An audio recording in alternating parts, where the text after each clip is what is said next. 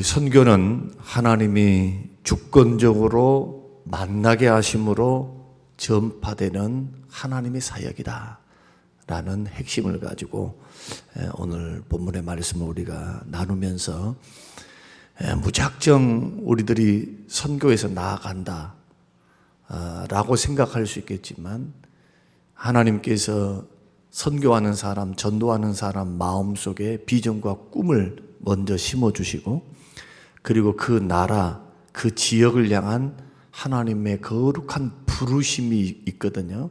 그 부르심 속에서 하나님은 인도해 가시는 겁니다. 기도가 필요해요. 굉장한 기도가 필요하고, 그리고 또한 분별력이 필요합니다. 성령에 민감하셔야 됩니다. 그리고 그곳에는 하나님께서 만나게 하시는 예비된 영혼이 있습니다.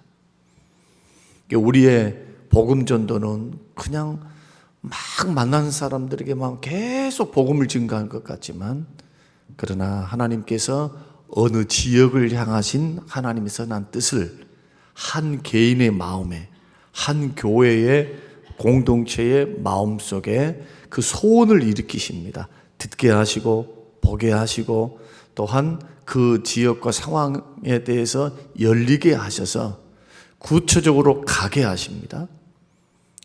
가면은 그곳에 예비된 영혼들이 기다리고 있어요.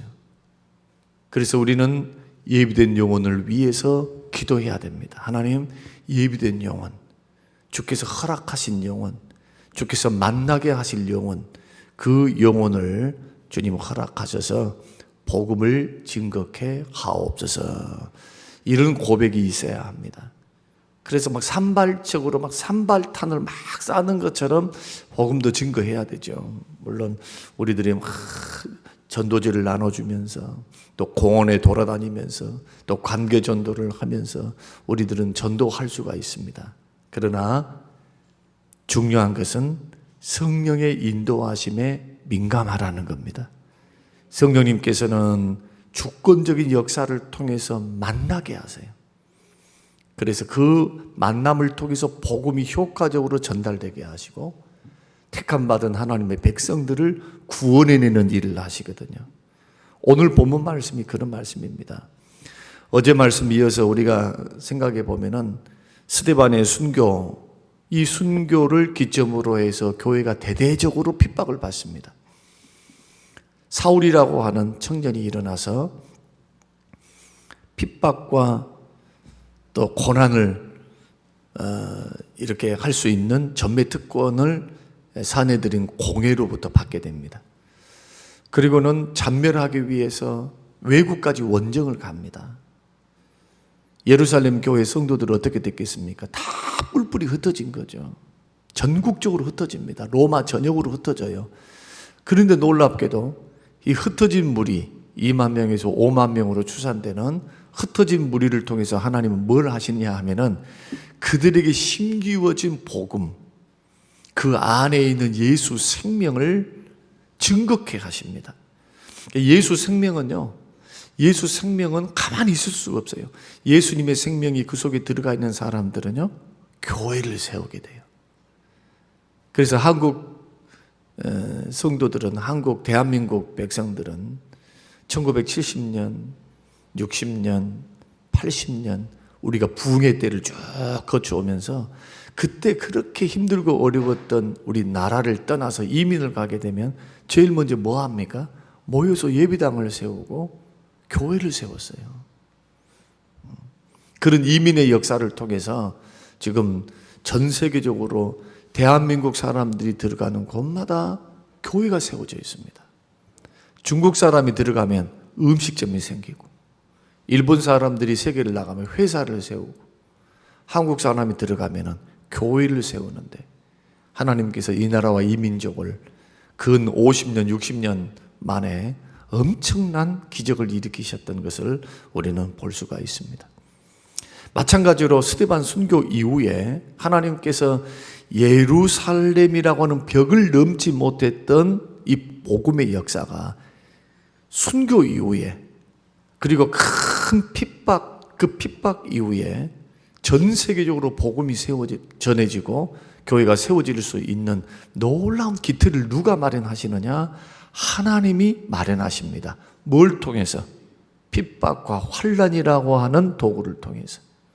하나님께서 핍박과 환난을 교회에 부으신 것이 아니고 분명히 사단의 앞잡이였던 사내들인 공회에서 교회를 잔멸하기 위한 그러한 죄악이었지만은 하나님은 그것을 선용하십니다. 합력하여 선을 이루세요. 그들이 행하던 바를 어떻게 해요? 악한 의도를 선한 방향으로 인도하신 분이 하나님이시다는 거예요. 그래서 안디옥 교회가 세워지고 바나바와 사울을 그 핍박자였던 바울을 하나님께서 부르셔서 얼마나 놀라운 하나님의 신의 한 수입니까? 하나님이 주권적인 역사로 하시는 거예요, 이게. 그러니까 이런 말씀들을 들으면은 큰 흐름을 읽을 줄 알아야 합니다. 전 세계적으로 하나님의 능력은 안 보인 것 같고 하나님의 일하심은 안 보인 것 같고 교회는 흩어져 버렸고 모이질 못하니까 인간적으로 보면은 실패했구나 생각할 수가 있겠지만 하나님은 뭐 하고 계십니까?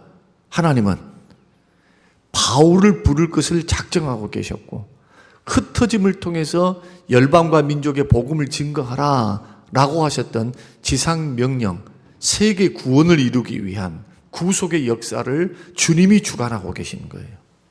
역사를 주관하시면서 그 대열에 놓여 있었던 예루살렘 교회는 핍박당했으니까 고난당했으니까 실망 낙심할 사람도 있었겠죠. 성경이 기록하고 있지 않지만 그 대열에서 이탈한 사람도 있었겠죠.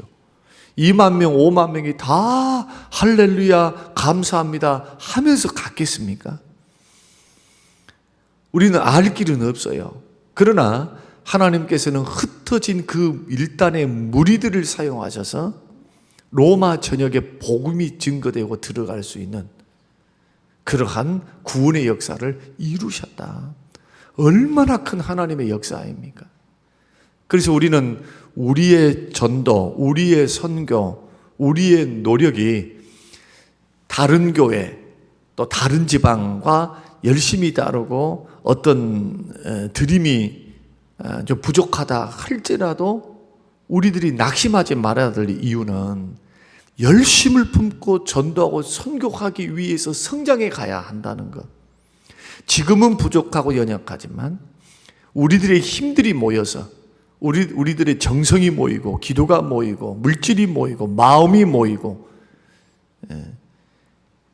또한 선교에 대한 열정이 모여서 하나님의 일들은 지금 진행되어져 가고 있다는 사실을 여러분 믿으시기를 주의 이름으로 축원합니다. 이러한 역사 속에서 사마리아도 복음이 증거됩니다. 유대인들은 사마리아인들을 개 취급했습니다. 싫어했습니다. 상종하기 싫어했어요. 혼합 민족이고 부정탄 민족이기 때문에 사마리아 사람들을 굉장히 싫어했어요. 근데 빌립 집사가 들어가서 어떻게 합니까? 복음을 증거하는데 대성공을 거둡니다. 성경은 뭐라고 말씀하느냐? 그 사마리아 성에 큰 구원과 큰 기쁨이 있었다. 성공적인 구원의 역사가 일어났다. 그러나 빌립의 선교는 여기서 끝나지 않습니다. 민족이 한 성이 회개하고 돌아온 역사도 엄청난 역사지만 또 하나님의 일하심은 어떻게 일하시느냐? 만나게 하셔서 한 민족에게 복음이 들어가게 해요. 결론부터 말씀드릴게요. 하나님께서 성령께서 광야로 이끄십니다. 빌립을 성령께서 광야로 이끄세요. 그리고 광야로 나아갔더니 한 사람이 지나가고 있어요. 성령께서 말씀하십니다. 저 사람에게 가까이 나아가라. 그리고는 만남이 이루어지죠. 이게 바로 이디오피아 여왕의 내시였던 간다게라고 하는 막강한 정치 권력을 갖고 있었던 사람입니다. 그 사람이 경건한 사람이었습니다. 이방인이었지만은 하나님을 믿는 사람이었어요. 성경을 읽고 있었습니다. 여러분 생각해 보세요. 광야에서 낙타를 타고 성경을 읽고 가고 있어요. 광야에서. 여러분이 성지순례 안 가보셨으니까 모르실 거예요. 이집트 바로 옆에가 이디오피아인데, 결코 여러분 이집트에서 가나안 땅까지, 예루살렘까지 가는 길도 험하지만 이디오피아까지 가는 길은 더 멀어요. 훨씬 멀습니다. 그 힘들고 어려운 광야길에 성경을 읽고 가고 있다니요. 그런데 하필 그가 읽었던 대목이 뭐냐? 이사야 53장의 말씀입니다. 메시아 이야기죠. 고난받는 종의 이야기입니다. 이 종의 이야기를 듣고 읽고 있었던 그가 이해를 못하고 있었어요. 성령께서 빌립에게 가까이 나가라 말씀합니다. 그리고 가까이 나가서 대화가 이루어져요. 물어봅니다. 도대체 이 사람이 누구인가? 어떤 사람이길래 이렇게 고난을 당하는가? 죄도 없는데 이렇게 도살장에 끌려가는 양처럼 침묵하면서 고난을 당할 수 있는가? 그때 빌립이 성경을 풀어서 예수 그리스도를 증거합니다. 예수 그리스도에 대한 증거를 듣고 그 간다게가 내가 세례받지 못할 이유가 어디 있겠는가? 물가가 보이니까요. 바로 거기서 세례를 청합니다. 그리고 세례를 받게 돼요. 그리고 중요한 것은요, 이 만남이 끝나고 나니까 또 성령께서 뭐라고 말씀하시느냐? 성령의 인도를 따라서 떠나가니라. 이것이 오늘 본문 말씀에 기록이 되어 있습니다. 26절에는 주의 사자의 인도함을 받고 광야로 갔고, 29절에는 성령의 인도를 받아 내시를 만났고, 39절에는 주의 영에 이끌리어 떠났다. 그러니까 한 영혼을 전도하는 일, 그리고 한 영혼을 전도하고 마무리하는 그 일에도 누구의 역사가 있었다는 겁니까? 성령님의 인도하심과 성령님의 역사가 있었다는 거예요. 그러니까 빌립은 철저하게 성령의 인도하심을 따르는 믿음을 가지고 선교하고 전도를 한 겁니다. 우리 이제 전도를 하든지 선교를 하든지 직장 생활을 하든지 어떤 사람을 만나든지 우리 예수 믿는 사람들은 꼭 안테나를 딱 달고 있어야 되는데, 그 안테나가 뭐냐? 하나님, 혹시 이 사람이 예비된 영혼입니까? 하나님, 이 사람이 하나님께서 만나게 하신 그 영혼입니까? 그 분별력이 있어야 합니다. 그리고는 복음을 증거할 수 있는 절호의 기회, 그 기회 속에는 성령의 인도하심, 만나게 하시는 성령의 역사가 있어요. 그리고 여러분의 주변에 이런 사람이 예비된 영혼이다, 하나님께서 붙여진 영혼이다 라는 증거들이 있습니다. 어떤 증거가 있느냐? 고난당했는데 위로를 받고 싶어 하는 거예요. 마침 그때 고난당했는데 내가 위로자가 된 거예요. 또 어떤 사람은 영적인 질문을 합니다. 영적인 질문. 사람이 죽고 어떻게 됩니까? 죽은 후에는 어떻게 됩니까? 천국과 지옥은 있습니까? 정말 예수 믿으면 구원 받습니까? 실연의 아픔, 건강의 아픔, 사별의 아픔, 이 아픔 속에서 인생의 허무함을 느끼고 그것을 상담해 온다, 그것을 나누게 되었다. 그러면 10중 8구 그 환경은 주께서 지금 나를 통해서 그 영혼에게 복음을 증거하고 사랑을 베풀 수 있는 절호의 기회를 주신 겁니다. 주님이 지금 일하고 계시는 거예요. 이런 역사는 사도 바울에게도 일어납니다. 사도 바울이 아시아 전도를 계획하고 있었습니다. 그의 소원은 전 세계에 복음을 증거하는 것인데, 아시아 선교를 계획하고 있을 때 하루는 꿈을 꾸었어요. 꿈속에서 유럽 사람이 딱 나오더니 손짓하면서 와서 도우라, 그 꿈을 꿉니다. 그런데 그 꿈이 얼마나 강렬했던지, 이것은 그냥 예사 꿈이 아니라 이것은 성령께서, 하나님께서 지금 나의 선교의 방향을 아시아가 아닌 유럽으로 트시는 그런 성령의 인도하심으로 확신합니다. 그래서 성경에 보면은 성령에 이끌리어 사도 바울에게는 꿈이라고 하는 그러한 역사를 통해서, 또 어떤 사람들에게는 마음의 비전과 소원을 주셔서 베트남, 라오스, 캄보디아, 그리고 이번에 선교 참여할 수 있는 마음, 참여하고자 하는 그 열정, 이것을 심으신 분은 성령님이신 줄로 믿으시길 바랍니다. 그 주의 일에는 우연인 것 같은 일들이 결코 우연이 아니에요. 여러분이 물질을 드리고 하는 것도요, 여러분 성령의 감동을 받지 않는 사람 할 수 없어요. 안 돼요. 관심도 없는데, 그 마음에 마음도 없는데 어떻게 드릴 수 있고 어떻게 동참할 수 있겠어요? 안 되는 거예요. 은혜 베푸심이 없으면 안 돼요. 그래서 억지로 못하는 것이 바로 이런 것입니다. 믿음이 없어서 못하는 것이 이런 일이라는 거예요. 주의 일은 주의 영을 받은 사람만 분별하는 겁니다. 세속적인 사람이 어떻게 안답니까? 다 헛된 일이지. 가서 물질을 드린다, 시간을 드린다, 막 기도한다, 그 영혼을 위해서 눈물 흘린다. 다 미친 일이지. 비생산적인 일이고 돈 쏟아붓는 일이지. 이것이 돈 버는 일입니까? 이것이 무슨 막 재산을 증식시키는 일입니까? 우리 교회에 무슨 도움이 되는 일입니까? 그러니까 이런 근시안적인 생각, 전 세계를 성령의 역사, 그 하나님의 일하심을 성경을 통해서 보는 그 눈이 열리지 않으면 이게 다 아까운 거예요. 지도자들은 적어도 그래서 이런 믿음, 성령의 역사에 민감함이 있어야 됩니다. 그래야 주님 앞에 붙들려서 쓰임 받을 수가 있어요. 그냥 이도저도 없으면 참 곤란해요. 참 곤란해. 주의 일과는 상관이 없는, 아니면 주의 일에 협력하지 못합니다. 못해. 저는 목회를 하면서 하나님께서 교회를 받들고 섬길 때 여러 교회를 섬겨서 지금 여기까지 와 있습니다. 제가 한 가지 분명히 확신한 것은 이겁니다. 하나님께서 사람을 붙여서 일을 하게 하세요. 이 사람도 안 되고 저 사람도 하고 못하겠어, 안 되겠어. 아니요. 주님이 뜻하신 곳에는요, 주님이 뜻하신 곳, 성령께서 확신 주신 곳, 감동 주신 곳, 주께서 명령하신 그곳에 가 있으면 놀랍게도 길이 열려요. 길이. 이걸 어떻게 설명하실 겁니까? 이걸 체험한 사람만 아는 거예요. 그래서 체험한 사람만, 믿음으로 순종한 사람만 하나님의 기적을 보는 겁니다. 이번에 베트남 단기 선교도 마찬가지예요. 하나님께서 지금 예비된 영혼을 준비하셨을 겁니다.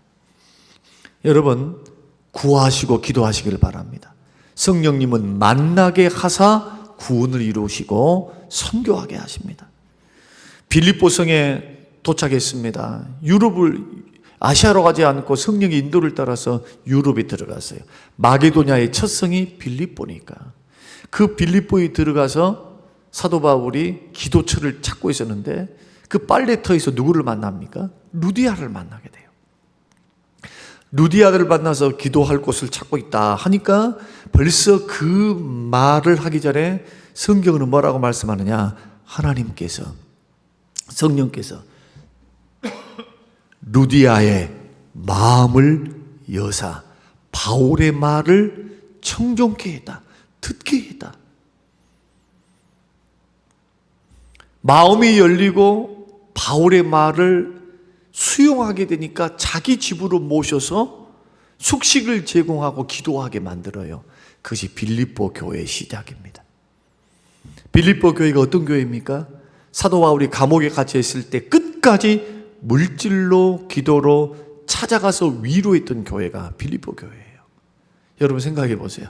아시아로만 가버렸다면 이런 역사가 있었겠습니까? 성령님은 항상 옳은 줄로 믿으시기 바랍니다. 하나님의 역사는 인간이 생각했을 때는 광야에 뭐 사람이 있어.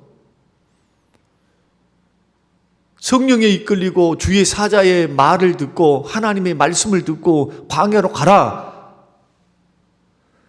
그 말씀이 들렸는데 인간적으로 생각해보면 광야에 간다고 해서 뭔 일이 있을까? 광야에 사람이 있어, 광야에 집이 있어, 광야에 사람이 있는지 어쩐지, 짐승이 있는지 어쩐지 전혀 알 수 없는 어떤 1%의 가능성이라도 있으면 좋겠는데, 광야는 사람이 잘 지나가지도 않는데, 광야는 사람이 없는 곳인데 왜 나를 큰 사람이 많은 시장으로 가라고 말하지 않고, 도시로 가라고 말씀하지 않고 광야로 가라고 말씀하시는 거? 빌립이 그렇게 생각할 수 있었겠죠. 그러나 하나님의 말씀이 분명하니까 믿고 가는 거예요. 눈에 보이지 않고 귀에 들리지 않고 손에 잡힌 것이 없어도 하나님이 명령하시니, 하나님이 말씀하시니 그 말씀의 원리를 따라서 믿음의 길을 걸어가는 겁니다. 갔더니 하나님은 누구를 예비하셨어요? 누구를? 간다게를 예비하셨고, 이 간다게의 개종을 통해서